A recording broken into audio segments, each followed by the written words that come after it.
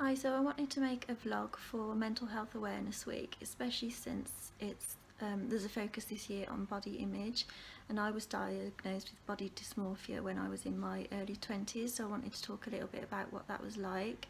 Um, so body dysmorphia is when you focus on flaws excessively, in flaws that probably other people don't really see. So throughout my 20s I was convinced that I was fat and ugly, and I dieted excessively. I didn't get it when people laughed at me when I said I was fat. Um, I drove boyfriends mad going on about it, and I didn't get it when people laughed at me when I pulled out Weight Watchers food to eat at work and stuff like that. So um, I would step on the scales, I would see that the number was low.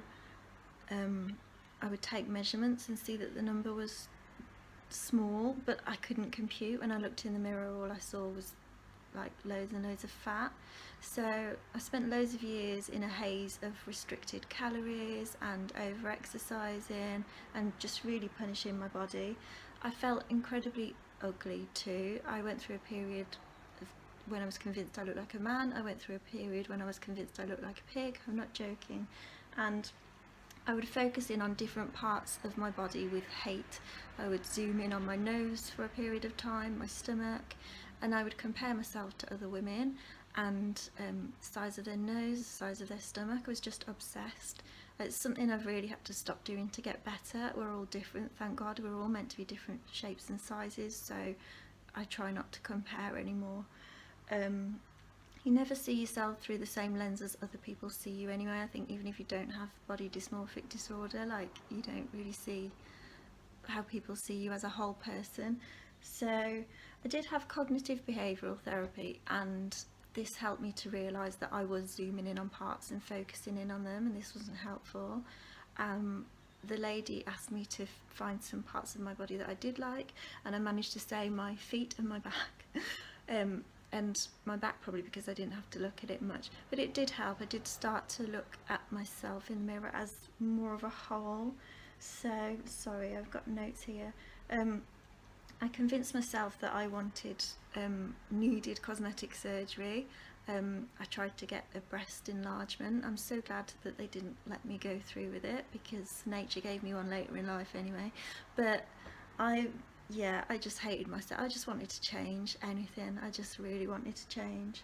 So I got lots of compliments about my looks when I was younger, and they would sort of fill up my confidence for a time, and I would try and hold on to them, get home, look in the mirror and try and desperately see what other people were seeing that I couldn't see, and I couldn't see it. But for that time before I looked in the mirror, my confidence would be up, and as I got older I realised that I was letting other people fill my glass up with confidence, and then I've learned to fill my own glass up, if that makes any sense, like not relying on compliments or things coming in from other people.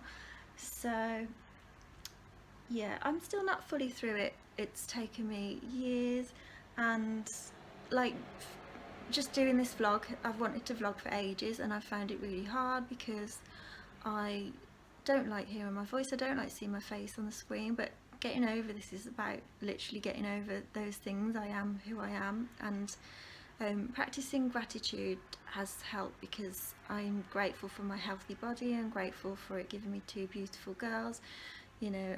I'm just grateful for my health and my life, so that has helped. I remember watching Trisha when I was much younger as well, and her talking to a young lady with body dysmorphic disorder, and she said, do you know what, you might not be the prettiest girl in the whole world, but that will mean that you will work on your personality and you'll make sure that you're a good person too. And that's always sort of resonated with me and stuck with me. Like, we are a whole, we're not just our outsides, we're a whole. So I wish I hadn't hated and hid myself through my early 20s, but you know, I did. And I think if you're feeling body shame right now, don't add shame for feeling that shame, if that makes any sense. Don't add that on top. It's just going to make yourself more poorly, and it is an illness. So if you're suffering with body image, don't suffer in silence. Tell someone that cares about you. Go and get some counselling. do things that, you know, practice self-care, self-love. Don't follow social media accounts that make you feel shit about yourself. I follow some really inspirational ladies on Instagram. Body Posy Panda, took me ages to be able to say that, Chessie King, and yeah, there's loads of other people, so I'll put some links below. So yeah, that's it. So thanks for watching my first vlog. Bye for now.